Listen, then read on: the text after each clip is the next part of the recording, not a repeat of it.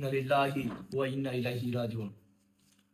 অনেক জল্পনা কল্পনা, অনেক দুঃখ কষ্টের পরে আমাদের মধ্য থেকে আমাদের প্রিয় ভাই, কিশোরগঞ্জের ছেলে, voice of Abu Sayeed, voice of Sayeed নামে যে ছেলেটি পরিচিত, যিনি ক্যান্সার রোগে আক্রান্ত ছিলেন,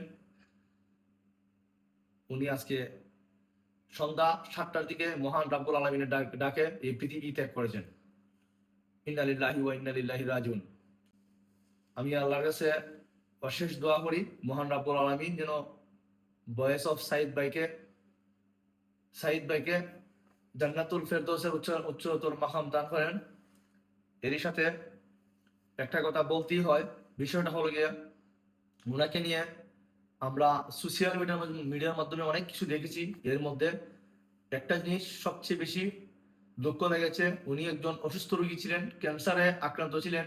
ওনাকে নিয়ে অনেক ইউটিউবার, অনেক ফেসবুকার, মনে করেন বিল্লাল ভাই, থটস অফ বিল্লাল ভাই, তারপরে রাব্বি ভাই, জুয়েল ভাই, তারা হচ্ছে গিয়ে বাংলাদেশের মাঝে অনেক নাম দামেদের আছে।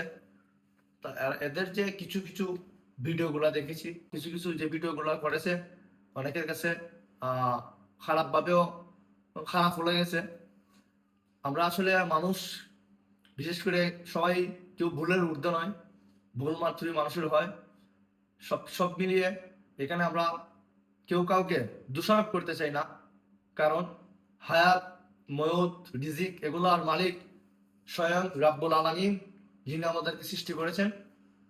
আর তারপর আমি ধন্যবাদ জানাই বিল্লাল ভাই, রাব্বি ভাই, সোহেল ভাই সহ, হানিফ ভাই সহ অনেকেই আপনারা অনেক পরিশ্রম করেছেন, আবু সাইদ ভাইকে সহযোগিতা করেছেন।